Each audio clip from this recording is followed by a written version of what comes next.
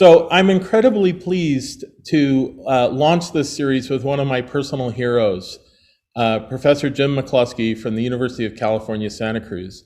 He's arguably one of the most important figures in the history of the application of formal theory to the grammar of the Celtic languages.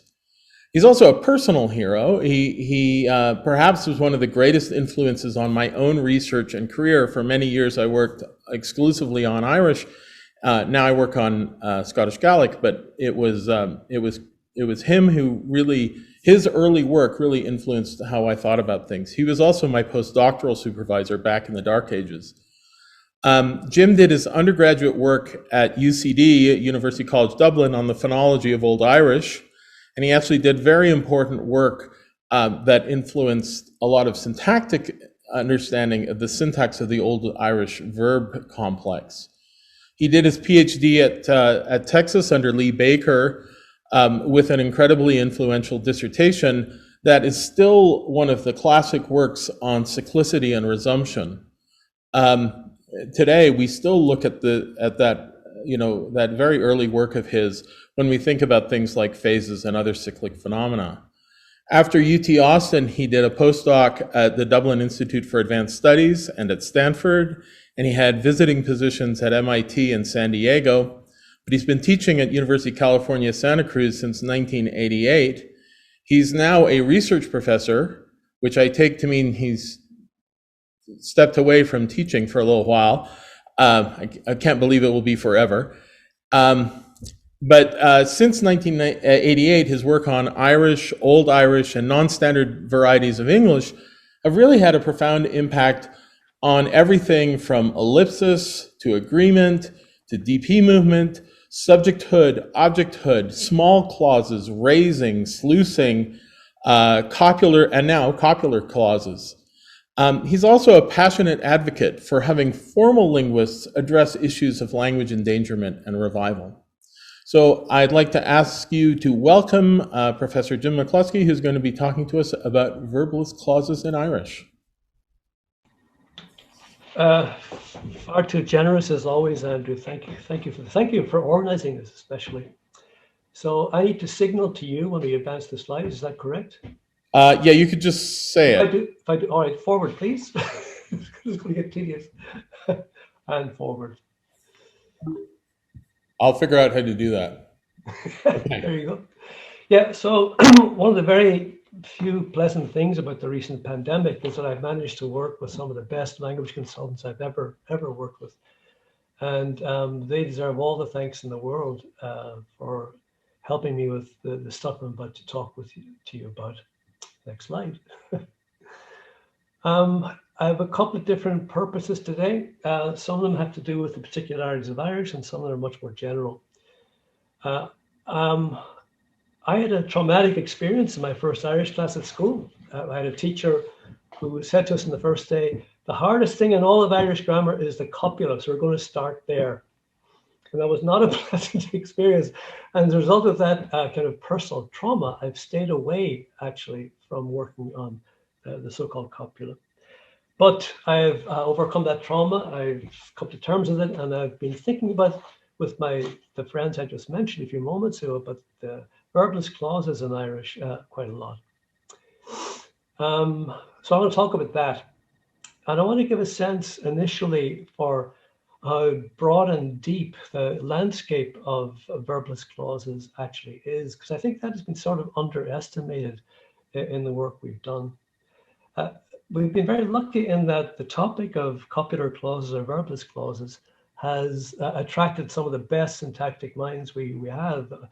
Julia Leggett's earliest work, Andrew's early work, Cathal Doherty, Michel de Graaf, David Adger, Gillian Ranchin. Great people have worked on this.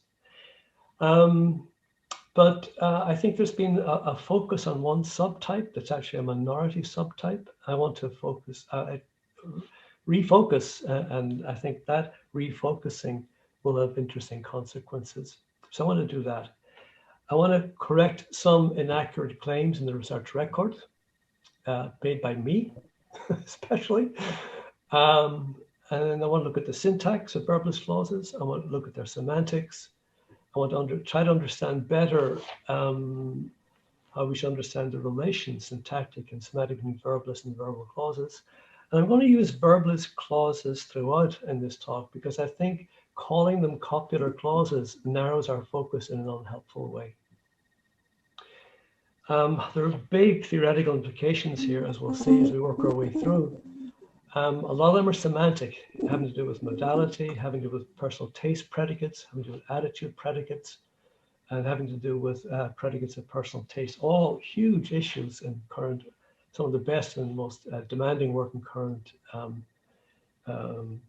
formal semantics. I also think that there are important implications in this work for one of the things that Heidi especially has thought hard about, which is what the status of roots are in syntactic composition.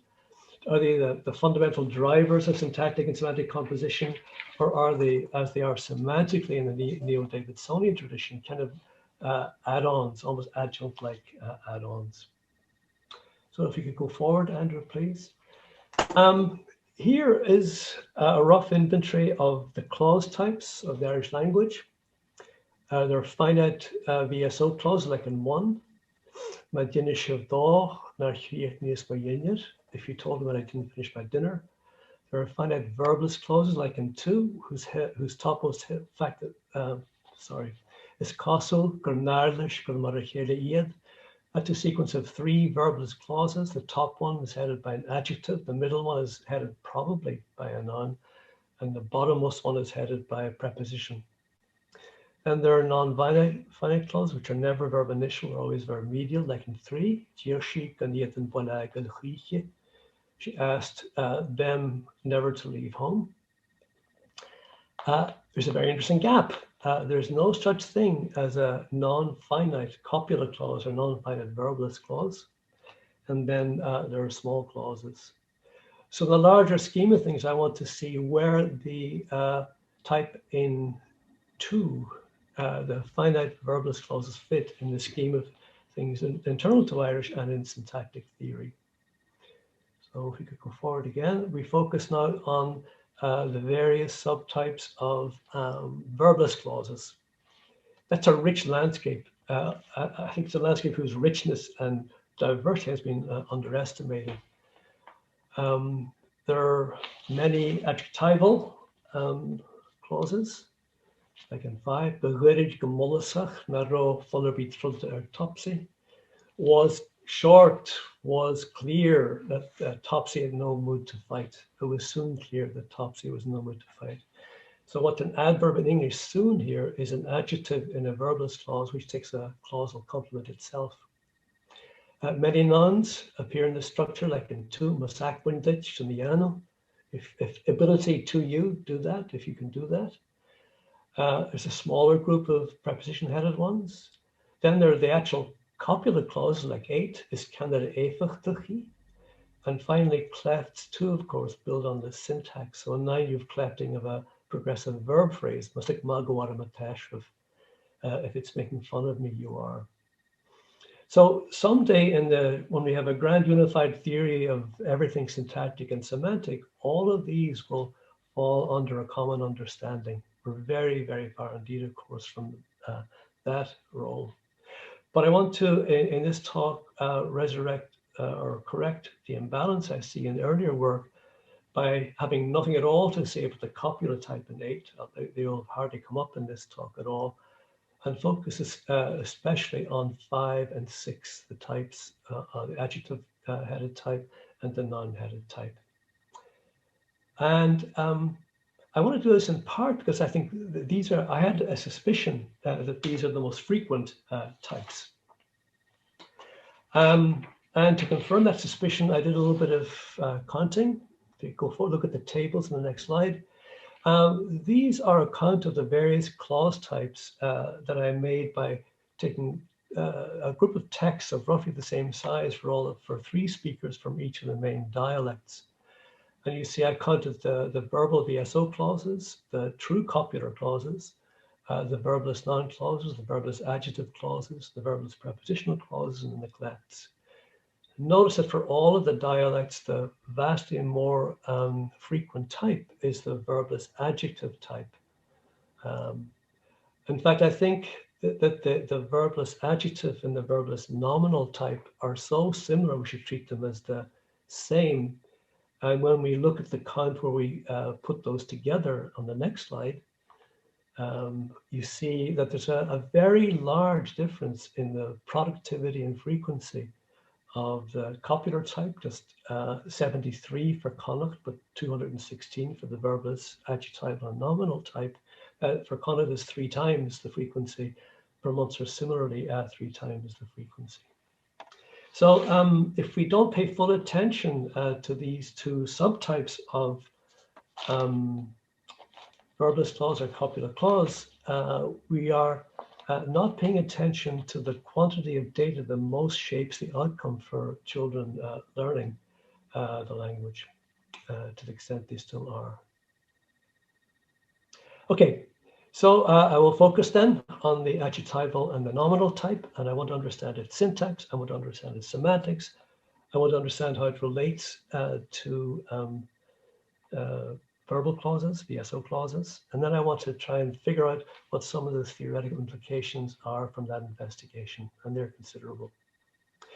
We need some background, so we're going to start by looking at the much more investigated case of verbal VSO clauses. So with examples like 10, Creighton Napoleon, Gorolater and Use Shaw. The police believe that they drank the poison in this room. Two detective novel, obviously. One verbal clause embedded within another, both finite. And I'm going to pick up from where I left off in some recent work and assume a structure like 11. Now, that's probably a lot to absorb, but if we could advance one step, Andrew, we'll talk you through it. In most ways, this view of finite verb initial clauses in Irish is a minor elaboration of what's the bog standard analysis of verb initial clauses in the language. These days, you assume there's a tense head, the verb raises high, close to that tense head, the subject raises a bit lower, you end up with verb subject complement order. There are two innovations in the view I've been pushing for a while now, and they both involve splitting. It involves assuming two tense modality related heads, which I'll call TM1 here and TM2, TM1 higher than TM2. It also involves splitting the expression of polarity in ways that won't be so much relevant here, but it assumes that there is an expression of polarity just below the higher tense modal head and above the lower tense modal head. The syntactic split corresponds to a morphological split. It's often been noted that Irish has this funny double marking of tense. And Siobhan Cotell years ago forced us to think seriously about the implications of this splitting. So in a case like 12, you have the preverbal particle which is a philological clitic on the complementizer, and then you have the verbal ending "eder." So in the kind of framework I'm assuming here, arguing for here, the preverbal marking of tense corresponds to the high TM1, and the incorporated ending corresponds to the much lower TM2. Could we go forward, Andrew? Focusing now on TM2, this is the head which corresponds to the inflectional endings on the verb. It is the driver of all the interactions we call subjecthood. It agrees with the subject, it attracts the subject into its own specifier, and because the verb is a little higher to the polarity head, we end up with a verb, subject, everything else kind of order. I want to say something about the polarity head as well. That's on the next slide, which intervenes between TM1 and TM2. In fact, this is really a head which fuses two kinds of information. It's both finite and it's a marker of polarity. In fact, this is where I believe where polarity is determined semantically, even though it's often marked higher on the complementizer.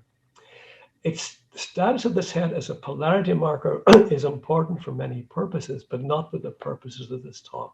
So if you're concerned about that being attractive for head movement, think of it as being attracted, the verb being attracted to the marker of finiteness instead. So yes, this is the driver for the head movement, which places the verb in initial position above the subject, guaranteeing verb, subject, complement order. It also has the interesting property of licensing the ellipsis of its complement, which in our case is the projection of the lower tense modality head TM2. And you get the kind of elided clause you see in 16 as creating fostigarólatar, and I also believe that they did. Here the verb is raised out of the doomed ellipsis site, the complement of the polarity head. Survives ellipsis, everything else disappears into silence. And here the fact that this is a polarity head actually is important, because it's important understanding the uses to which this ellipsis is put. That will not be particularly relevant here. What is important for our purposes today is that this head below TM1 is an attractor for head movement and a licenser of ellipsis. That'll be important later. Okay. What might we better understand by adopting this kind of elaborate proposal? This proposal has been criticized mostly by nasty anonymous reviewers of abstracts, not written by me, as being a compositional disaster to tense marking. So look at that word compositionally in terms of compositional semantics. I think that is exactly one of its strengths. So let me point out to you a connection, a very interesting connection that now emerges. The two tense heads, TM1 and TM2, play a role both in the morphology and the compositional semantics of tense and mood in Irish. One of those moods is the conditional mood, and it's been known forever in the Irish dialectological and descriptive tradition that is a clear internal structure, the form of the conditional form of the verb. And Micheál O'Shiel described this in his book in 1989, pointing out that it's very easy to see that if you take a conditional form like "vashu," would grow, that consists of three identifiable elements. The "the" part is past tense, the "f" part is the future marker, and the "adh" part, the "u," is a marker of habitual aspect. So you can decompose that verb as in 19. There's the root, there's the preverbal expression of tense, which is past. There's a postverbal ending, which marks future. And there's an initial ending, which marks habitual. What Micheál couldn't know was that in making this observation, he was anticipating a long line of rich work in the past 10 or 11 years, especially, launched by Sabina Tridu, Anna Danhaka, Anna Arregui, Michele Ippolito, and Marcello Ferreira, which has shown how you can build conditional meaning in semantic terms out of exactly these component parts. Future orientation, habitual aspect, and past reference time. So I believe rather than being a compositional disaster, this splitting off of the functions of tense modality expressions will help us understand how tense and modality and aspect interact in their complex ways in this language and in others. Okay, so that's the background. I hope that is reasonably clear. It was a very fast run through some complex stuff, I know, but I hope it's reasonably clear to those of you, especially who are familiar. Okay, so now let's turn to the actual topic of the talk. Verbless clauses. We have the nominal type in 20 is beslum and forward. I normally spend, or it's a custom of mine to spend the autumn, or 20b is spatium kjolnahalaban, which is both grammatical and true. I'm interested, interest with me in Irish or Scottish music. The adjectival type in 21, Bayar Guryan Jean, we soon became lovers, was short. the time that elapsed until we became lovers. Or the psych predicate 21b is cognitum iad broche. I'm memorous, I'm mindful, her being ill, I remember her being ill. So the questions we now have to ask are those below. What's the syntax here? What's the semantics? Or is there even a common semantics for such cases? And what is his relationship? What's the relation syntactic and semantic between those structures in 20 and 21 and the verbal clauses that are much more studied and we just spoke about? A particular sub-question that arises when we address question 3 is how the structures in 20 and 21 relate to the other way of translating be in Irish, which is by way of the verbal syntax, using the verbal root be or pa. We'll come back to that shortly. So what I want to do in the all too brief time still available to me is to defend a particular hypothesis about all of a set of hypotheses about all of those questions. We'll see if I can do that in the time I have. So here's a path we might explore. We could say that verbal and verbless clauses differ in the following way. That with respect to, this is the hypothesis in the middle of the slide you're now looking at, with respect to the top 3 elements in the sequence that define the extended clausal projection of finite clauses, verbal and non-verbal clauses are exactly the same. But that for the verbal clause, the thing that comes below the lower tense marker TM2 is the aspect voiced little v sequence that determines the building of a verbal phrase and the appropriate semantics for a verbal phrase. But that in the verbless clause, there's a crucial break below the polarity expression in that TM2, the lower marker of tense modality, exists only in the verbal landscape, not in the non-verbal landscape.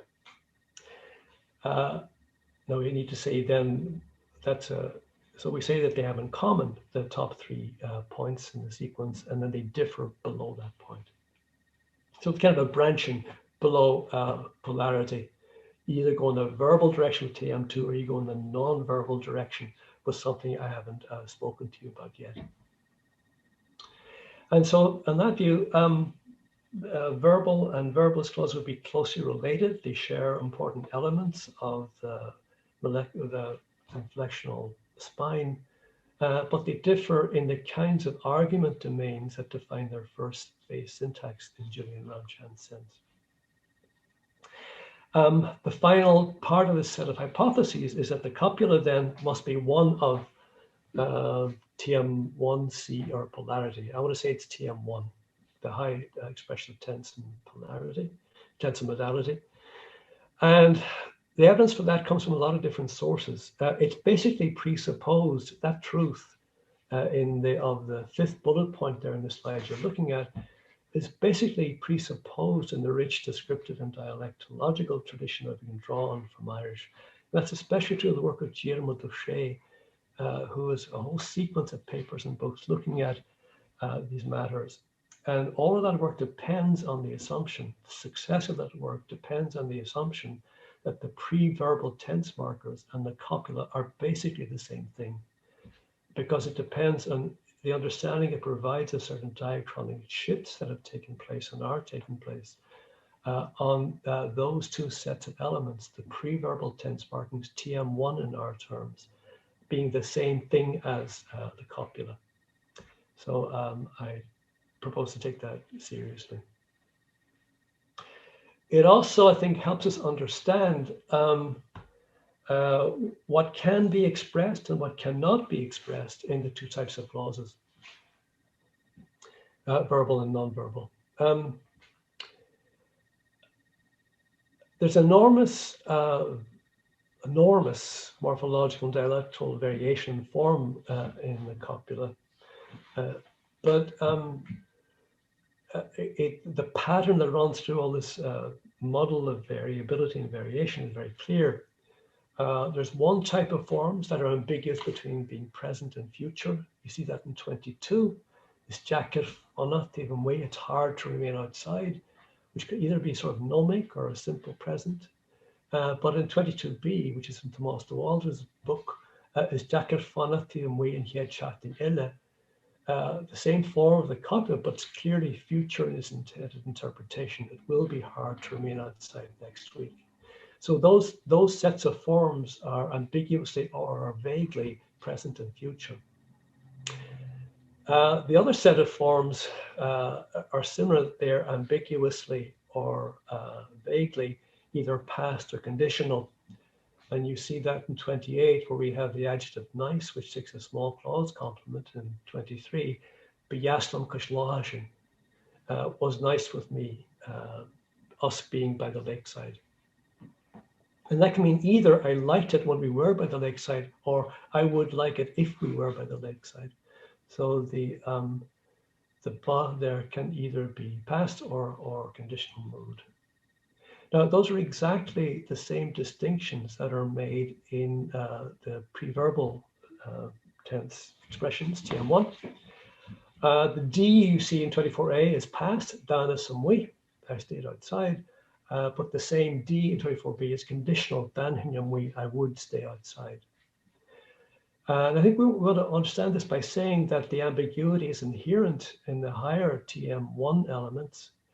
In the verbal spine, there's an additional element, TM2, which resolves the ambiguity or the vagueness. That element is lacking in the non-verbal cases, the copulate cases like 22 and 23, and therefore the ambiguity or vagueness, whichever it is exactly, remains unresolved. So I think we can understand that too. Furthermore, we understand the fact that in non-verbal clauses, verbless clauses, there is no possibility of expressing any aspect. Aspect will be the head immediately below the missing TM2 head, therefore it too is missing in the extended projection of the verbless clause, therefore no aspectual distinctions are possible. I think this also helps us actually understand why there's no such thing as a non-finite verbless clause, but that will take us too far afield. Okay, could we, yeah, thanks. There's another thing we understand, I think, better, or a better prospect of understanding, and that's the following. Not all finite verbless clauses have subjects, but many of them, some of them do. And we know, of course, it's been known forever that the morphosyntax of subjecthood in non-verbal clauses is entirely different from the morphosyntax of subjecthood in verbal clauses. Now, in the sketch, the background sketch we began with a few minutes ago, we attributed the subject properties of verbal clauses to the presence and combinatorial properties of the lower tense modality head TM2. We've also said that that element is missing from the verbless clauses. Therefore, it's entirely expected that the subject should have a very different syntax in verbless clauses than it does in verbal clauses. And that is completely true, both in obvious ways, having to do with agreement, case, and position, but also in less obvious ways involving a-bar binding or a-bar extraction. The behavior of the subject of a verbless clause, a copula clause, is the reverse, the inverse entirely of the behavior of the subject of a verbal clause. In a verbal clause, like in 25, that position, the subject position strongly favors or demands a gap, like in 25a, a van achar, the woman who advised us, and subject pronouns are not tolerated well up to the point of ungrammaticality, as you see in 25b, and van hershi kordarin. It's exactly the inverse situation we find when we look at the subject position in copula clauses in 26a and 26b. 26b, you have the actual attested example, which involves a resumptive pronoun. And ridde Thomas Stafford, Sir Thomas Stafford, Edwamak taught the Western A, who he was a bastard son to his master. Using a gap instead of a resumptive pronoun in that position produces a degree of felt ill-formedness that verges on the ungrammatical. You see that in 26a. So I think all that's attributing all those effects to the different syntax induced by the absence of TM2 and verbless clauses will bring that into within the range of understanding. Okay, then but we also understand some of the similarities between verbal and verbless clauses. One of the crucial players in the verbal clauses we saw was the head intermediate between the higher TM1 and the lower TM2, which I take to be an expression of polarity. We saw that its properties are that it's an attractor for head movement. It pulls the most locally accessible head to itself to give verb initial order, as you see in 27 again. So if that's the same element in non-verbal clauses as it is in verbal clause, we expect parallel behavior, and we observe parallel behavior. We see the same kind of verb stranding or head stranding ellipsis in verbal clauses, like in the left-hand structure of 27, as we see in the non-verbal case, which is the right-hand structure of 27. Here, the adjective feature has raised out of what I'm going to call what P, because we haven't told you yet what happens below polarity in the non-verbal case. What P, the complement of the polarity head, has been reduced to silence, has been elided, and feature has survived. So if you go forward, Andrew.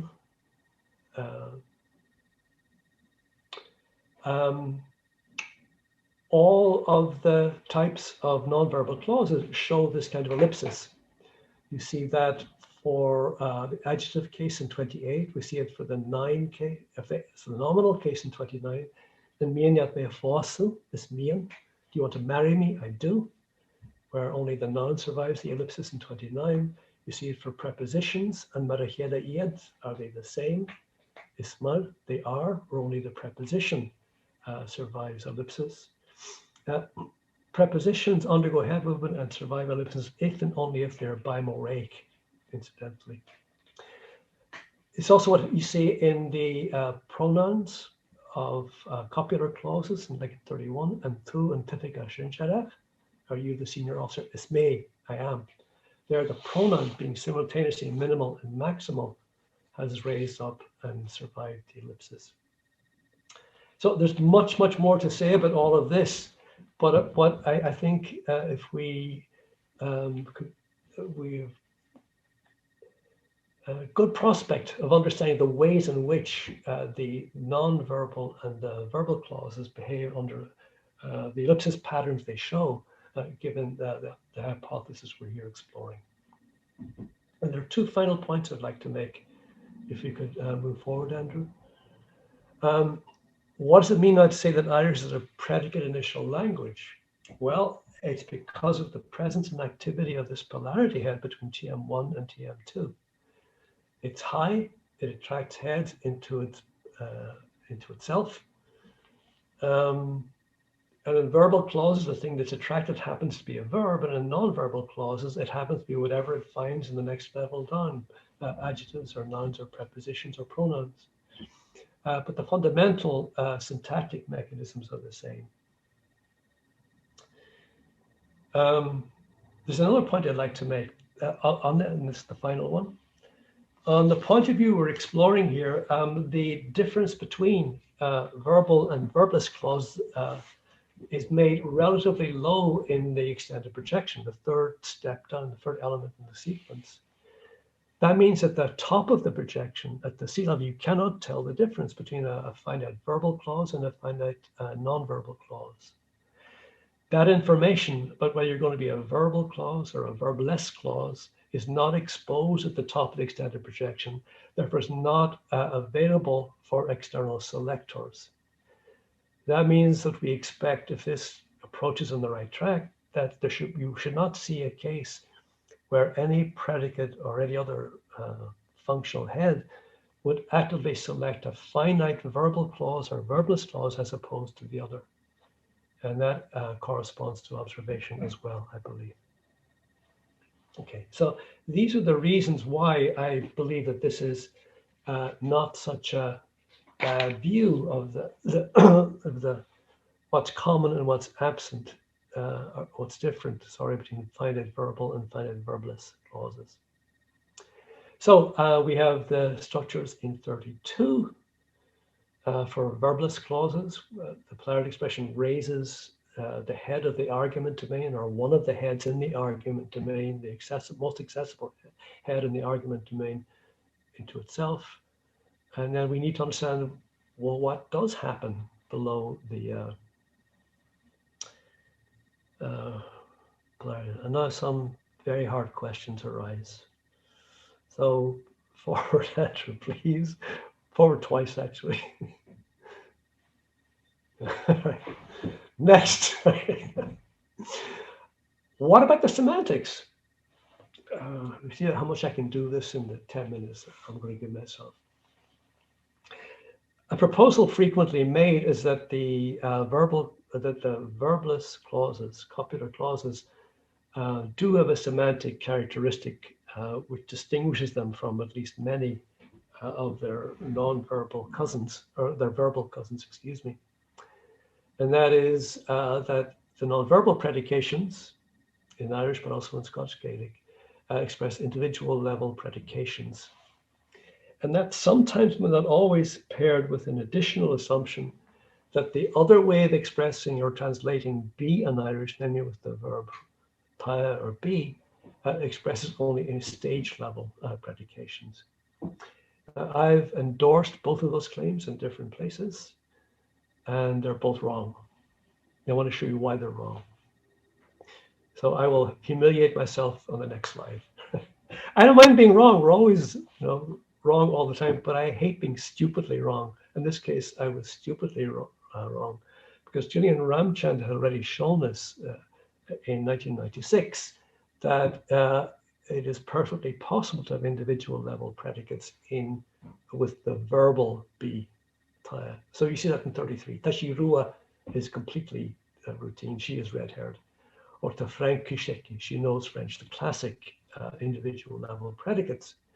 And interestingly, neither of these predicates, though they are individual level, can be expressed with the verbless syntax as you see in 34a and 34b. You cannot say it's Rua-i, she is redder. You cannot say it's Iki Frankish, she knows French. In addition, it's not hard to construct cases in which you have synonymy between corresponding verbal and non-verbal clauses. You see this in the pairs of 35a and 35b, 36a and 36b, and then 37. Might as well look at 37. You can express 37, Tashafir Gerhalsha. It is true that he lost with full verbal syntax, or with the verbless clause in 38, Isfir Gerhalsha. It's true that he lost. None of the consultants I've worked with over the years can detect the tiniest difference in truth conditions or other semantic effects between the pairs in 37 and 38. Now, if verbal clauses with the verb be and verbless clauses with the copula are as distinct in their semantics as is entailed by the two claims I have defended myself over the years, then the synonymy here is just very, very unexpected and is surprising. It's more difficult to show the next part of thing, but I want to try to argue to you now that it is actually completely possible to find stage level predications also in the non-verbal clauses. I want to use this by focusing on the adjective moi, which means good. And we express English like by way of using this as a predicate of personal taste, by expressing the judge argument of that predicate of personal taste with the dative preposition le, meaning with, and you get things like 39. I like to read Irish books. And that indeed is a persistent, permanent, long-lasting or intrinsic cognitive state. But that same syntactic and I think semantic form also has a productive use for which like is not an accurate translation. So someone wrote to me recently about something and said 40 ani moilim shinachalish. Now you should not translate that as I don't like hearing that. It's I'm sorry to hear that. It says in this particular set of circumstances, in this moment in time, I judge it bad that I just heard this from you. So you'd say, I'm sorry to hear that. That's 40 expresses state which is fleeting and transitory and of the moment. The other attested example of is in 41, and I'm sorry, this is maybe not the most appropriate kind of example to use, but it's the one that occurred in the text. 41 is Beyastam and Ushin Yaharaklum and Sun Lab. I wanted at that moment to pull her into bed with me. So you have the adjective, the judge argument saying, I thought it nice, but it's very clear that this is a momentary impulse and a fleeting state. It's not anything essential, permanent, or long-lasting, let alone permanent. So 40 and 41, I think, are clearly stage-level predications in the context of copular or verbless syntax. So I think the upshot of all of this is that the distinction between stage-level predication and individual-level predication, if it's relevant at all, is relevant only tangentially to the whatever semantic contrast holds between the verbal domain and the verbless domain as far as finite clauses go. And Andrew, as far as I can remember, has been arguing this at least since 1995, and he was correct. Okay, now I've only a few minutes left, so I will try to finish up by sketching very, very quickly what I think the correct semantic contrast is between the verbal B and the verbless B. And this has already been suggested by in a very brief paper by Esther Dalmy, 2012. Claudia Meyerborn, the great German semanticist, and Friederike Moltmann have had a long discussion where they which involves the distinguishing between two different kinds of states, which Claudia calls K-states or Kimian states. And they have the properties you see in the middle of the slide you're not looking at. So a K-state or a Kimian state is an abstract object used for the simplification of a property, P for a holder X at time T. There's always a holder argument, implicit or explicit. They have no location in space. They're not accessible to direct perception. You cannot see a Kimian state. They're not causally efficacious. They can be located in time, but they have no location in space. And they are essentially about thought and discourse, and they are in that sense abstract states, which is why Moltmann tends to call these abstract as opposed to concrete states. D states, or Davidsonian states, are different in that they're concrete spatio-temporal entities. They have a location both in space and in time. They're accessible to direct perception, and they're causally efficacious. So could we move forward, Andrew, and then I'll finish up. What I want to suggest then is that the syntax and semantics of the verbless clause is roughly what you see in 42b, which corresponds to the example in 42a. That below the polarity head is not the tense marker you find in the aspect in the voice system you find in verbal clauses, but rather something I'm going to call here Q. I thought of this first as the quark, the quark of the verbless clause. Q determines a standard specifier head complement structure. The relation Q itself introduces a variable over Kimian states. It then combines with its argument. In this case, in 42A, it's a clause, a clausal argument, you to be away from home. It takes that and combines with an optional dative prepositional argument, which is a kind of centeredness argument or a perspectival center argument. In this case, it's the holder of the state. And so QP itself then will denote a predicate of Kimian states. It's the set or type of Kimian state which holds of the referent provided by the dative, the second argument. And it says that the person defined in that argument is in the state defined by the root, in this case, strange, with respect to the proposition that is its first argument. Defending that in detail, of course, I cannot do here, but I think it can be done. And if we could go forward one, then I'll stop.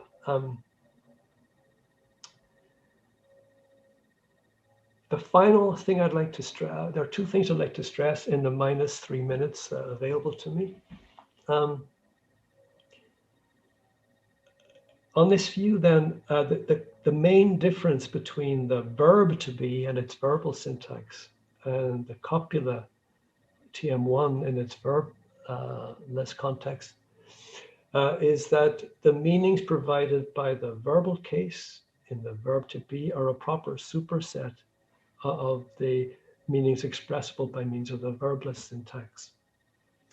I think that the verb to be takes a complement which expresses a state of any kind, either a Kimian state, a K state, or a Davidsonian state, a D state. So the meanings overlap often in the case of K states, which is why you get synonymy between verbal clauses and verbless clauses in many circumstances. But it means many predicates, like the predicate red hair we spoke of earlier, will be excluded from the verbless, the copular case, but allowed in the verbal, the verb to be case. It's crucial, nevertheless, that the syntax of the two cases, the verbal case and the verbless case, be entirely different. And we know this because ellipsis fails. If you try to do ellipsis, as in 43, 44, 45, and 46, in which you have a verbal clause, which means something, and a verbless clause, which means the same thing, and you try to do the kind of ellipsis you see in 43, 44, 45, and 6, you get screams of agony from your consultants. You cannot have a verbal clause be an antecedent for a verbless clause, or a verbless clause be an antecedent for a verbal clause, even though in terms of their truth conditions, and I think also in terms of their presuppositions, they're entirely identical. So we want then to have what's stated under the fourth bullet point in the middle of page 27 here, that we get identical meanings, identical truth conditions. They arise by way of different combinatorial pathways traversing different syntactic bases, which is very close indeed to what Gillian Ramchand already said for Scottish Gaelic. Okay, and now a thrilling and terrifying investigative space opens, because once you look at the landscape of what can be expressed in these verbless clauses, you see propositional attitude predicates, you see predicates of personal taste, you see expressions of circumstantial epistemic modality, you see comparative clauses, predicates of temporal duration and perspective, predicates of knowledge, acquaintance, and other psychological states. I see possession. Oh, and by the way, you still have the copular clauses. And understanding all of those in the terms I just laid out is just an enormous, enormous challenge. It's terrifying, but I think it's one that could be very, very productive. And I think we will make progress in this domain if we look beyond the narrow subset of copular clauses, verbless clauses, which has so occupied our attention until recently. Okay, thank you very much. Thank you, Jim. Please Share your hand waves for Jim, if hopefully you can see them. We are able to go over a little bit here. I know many people have to leave at noon, but we can go over if Jim has the time. Please ask your questions in the chat. We've got a number of them, and we've been gathering them offline, and I'll ask them. I'm going to take advantage of the fact that I'm the moderator to ask my questions first, or my main question first, which is about your last bullet point on that page, Jim. The stuff I didn't want to talk about. The stuff you didn't want to talk about, but actually, particularly, I wanted to ask you about case on subjects. So we notice that, in many of the cases here, except for the copular clauses, the subject is marked with a prepositional case, as opposed to the subjects in verbal clauses, which are marked with a structural case of some kind. But in the copular clauses, they're not marked with a prepositional case. And I wonder if you have any thoughts about how case marking works in verbal clauses more generally. Okay. For various complicated reasons, I've actually been brought to the view that the crucial actor in assigning case to bare nominals in Irish is the polarity head. This is clearest for small clauses and for non-finite clauses, but I think there's also an argument to be made that this is a case where agreement and case licensing come apart. What I think is that in verbal and in verbless clauses, it's probably the finite polarity head which is doing most of the case licensing.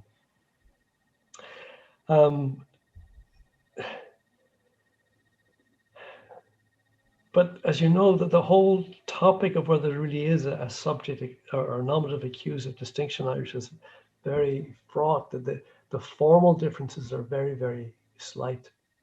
But what I'm being incoherent is what I'm being. So I think there are two. It's definitely true that for a number of the verbless cases, if you get a bare nominal argument as opposed to an oblique argument, then you can license that as accusative, and you get to do that exactly once, except in the case of a kind of a corner case where there's a kind of a weird applicative construction you get under comparison. And I think that probably comes from the polarity head.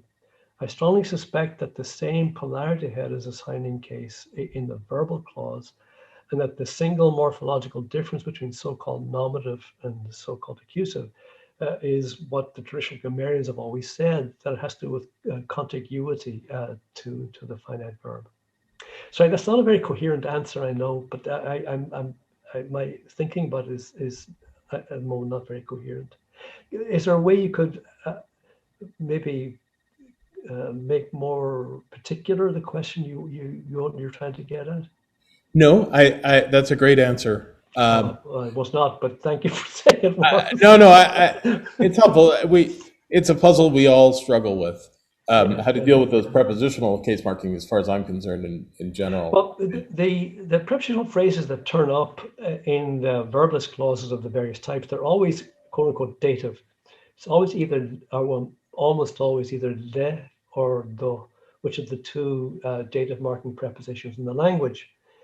And you see those for predicates of personal taste, and you see them for the modals, and you see them for the psychological, fear and envy and all of those. So that's in some sense, those are in some sense dative arguments, which is maybe not so surprising in a comparative perspective. It's also in the non-verbal clauses. In the verbal clauses of psych predicates too, right? So right, but here's the part of the talk that I most wanted to get to and didn't get to. If you look at the same, look at this one. Look at the predicate true. So in a verbless, verbless clause, you get 49. Apart from the expected 47, which is that's true, and 48, it's true that the sea is treacherous. You also get an additional dative argument. Is feared it's true for you that he is hot-tempered. The semantics for that is interesting. First of all, because it connects to this long tradition going back decades, but worrying about whether there's an additional argument, a centeredness argument for propositional attitude predicates. Back to David Lewis's astonishing paper. What that extra argument contributes in 49, it says the following. 49A is different from 48 in the following way. It says it's true that he's hot-tempered, and the dative person, you, have made a public commitment to its truth. Okay. And if you make that negative, ni fear that it's not true for you that he is hot-tempered, you say two things. You assert that it's true that he's hot-tempered, and you still presuppose that the person you're addressing has made a public commitment to the truth of that. And then you might be saying that he's wrong, mistaken, or you might be saying that he's lying. The semantics is consistent with both possibilities. So part of the reason why this stuff is so interesting for semantic projects looking at the semantics of attitude predicates is that you often see this extra argument, which you might not always expect to see. The way this relates to the issue you just raised is that even though fear can also be used, if you go to the next slide page, maybe, I think it's there. Yeah.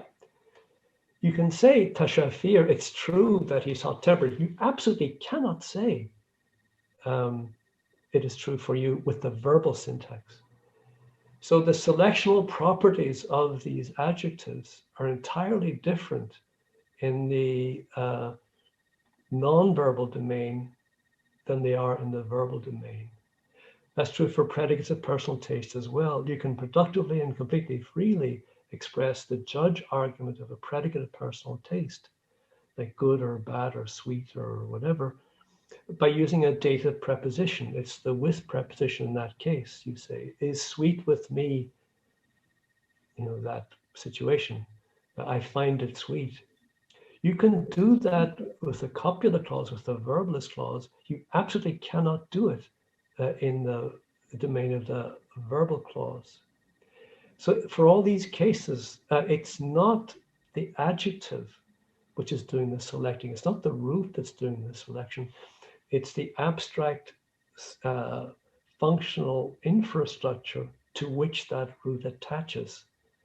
Either in one way, in one syntactic context in the verbless case, and the other syntactic context in the verbal case. So I think it's actually not true that these patterns are the same in the verb to be cases and the copula cases, and that is super important. So I think it tells us that the role of roots in this structure, it's not the root is not driving the syntactic or semantic composition here. It's the abstract functional infrastructure that's driving the selectional possibilities, and they're different in the verbal domain and the verbless domain. So Jim, I don't want to dominate the questions, so I'll move on to a couple of other people's questions. Thanks. Thank you for that answer. Sylvia has a comment. The data aren't quite the same in Scottish Gaelic, of course, but I looked at the Scottish Gaelic system in a 2015 Lingua paper and found that Isabel Roy's three-way distinction among predicates, rather than the individual stage level distinction, made better predictions for the Scottish Gaelic data. Not sure if it might make some insights for Irish as well. So yeah, of course. I know that paper, and I should have mentioned it. I'm sorry about that. Yes, so okay. I'm not the first to of course trample this particular marshland, and I would love to see the full investigation of what we've the kinds of things I've been talking about here for Gaelic. I think Dave left the room, but he asked if the K-D state distinction might relate to the distinction between categorical and thetic judgments. Oh, God. Well, he's not in the room, so we can move on. I can answer the question right away and very quickly. I have no idea. Go ahead. Oh, you have no idea. I All just right. answered. So let me ask one of Heidi's questions. Heidi has a million questions. Oh, good. Heidi, you choose one of your questions and ask it out loud, because I can't choose. There's like 60 of them. Yes, so thanks. So my favorite, my thing that I really want to understand that I don't understand so far is back on the slide where you present the structure for the verbless clauses, maybe, and you've got the adjective in the pole head. Yes. Further forward there, from that, at the bottom, yeah, it's close to the end there. I mean, That's that one will of do, them. but no, there's a full structure with the clausal complement where he explicates the wet P as the Yeah. QP. That's Further. No, well, I mean, no, this will work. But so this one says what I thought it would say, which is that the predicate, the adjective is raised from the complement of what P. But then when you actually give the structure with Q in it, so go down to the structure with Q in it. Yeah, there. Where is the trace of the adjective, Jim, if it's moved? Where did that adjective come from? Well, this is the same issue we were just talking about, I think. What is the role of the root in these structures? Yes. So what do we know? But we have to somehow link the root attribute, means peculiar or strange, with the functional infrastructure you see there, the QQP thing. And furthermore, we must do that in a way that makes it accessible to head movement to the higher position. So I assume that the root is introduced somewhere in there in the QP domain. And it has been introduced somewhere, perhaps under Q itself, maybe directly dominated by Q, I don't know. And from there, it gets raised higher. I'm not actually sure it's an adjective. I'm not sure that the distinction between adjective and noun is made in the QP domain. There's a section of the talk which I would have included if I had 90 minutes or much more time. There's a set of alternations where you see things behaving like ends or nouns or adjectives with respect to the phenomenon we've spoken of here. And you ask yourself, well, is this a noun or is it an adjective? And you don't know how to answer, you just don't know how to answer. Because the ways you would normally tell are simply unavailable to you, and dictionaries differ in the conclusions they reach. And there's a subclass of those where you see what's clearly a noun in a verb to be clause, a verbal clause. Then you see the corresponding element in the verbless clause. And it's clearly the same thing, like neither means shame, 2 syllables. And then, but in the verbless case, the copular case, it loses its final syllable. Just get nair. So you say, neither is on me, but is nair with the final syllable clipped. And there's a whole set of these. So it's a regular thing where what you see in the verbless context is exactly 1 syllable shorter than what you see in the verbal case. Then you ask, well, what's the syllable that's missing? And in all the cases I know about, the syllable that's missing corresponds to a nominalizer, a thing that turns a root into a noun. And it's just not there in the copular clause, in the verbless clause. And I have a kind of a suspicion that what we're seeing here is the root acting independently. It's not. This is an old question in DM about roots and their role and whether roots have to combine with categorizing elements to become active in the syntax. I suspect we're seeing in these cases, in Irish cases, where there's no nominalizer or adjectivalizer or anything. It's just the root by itself.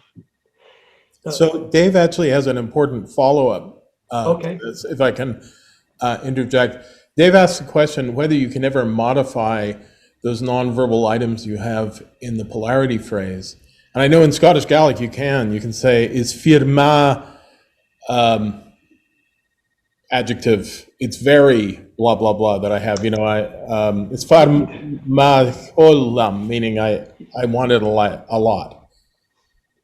Right. The only modification that's possible, as far as I know, is with these prefixal intensifiers like ro and an, which clearly, and they form clearly complex morphological words with the adjective or noun to which they attach. So you can't, like in Gaelic, you can have a phrasal modifier there, like I don't very believe good. so. Okay. No, I don't believe so.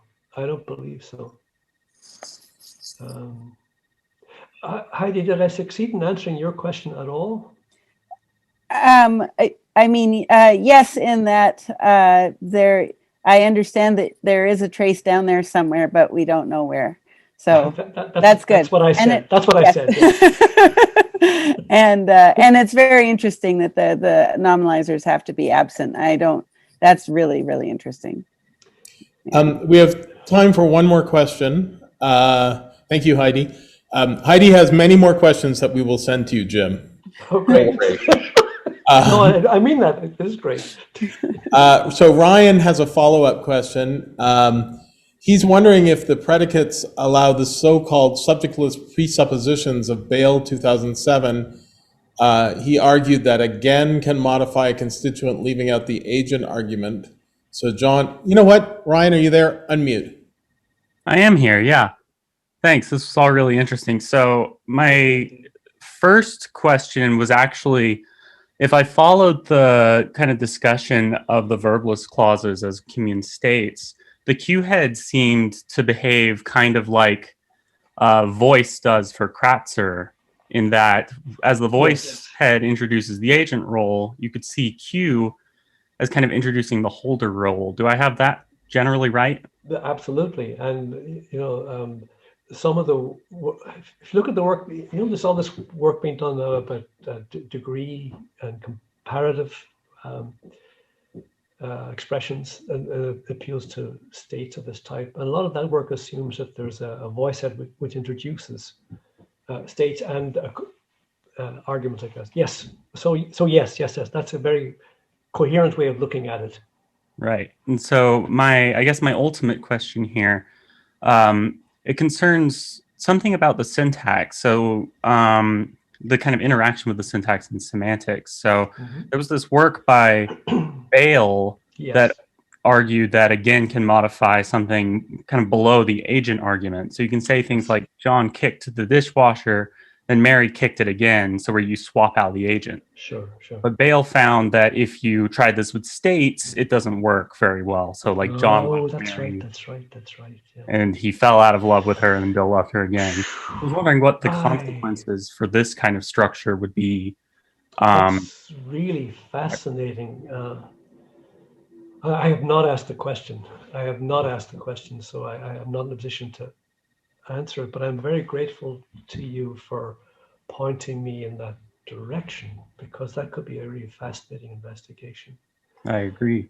There's a whole set of questions too about locative modifiers, which should be excluded from what these clauses. If what I'm saying is roughly correct, I think that's largely right. But there are also some difficult cases to look at too. Cases like where you say she is a queen in that territory, is body in e with the non-verbal case. So this has to be construable then as framing adverbials rather than strictly speaking locative adverbials, if what I'm saying here is correct. So that's another arm of this long investigation.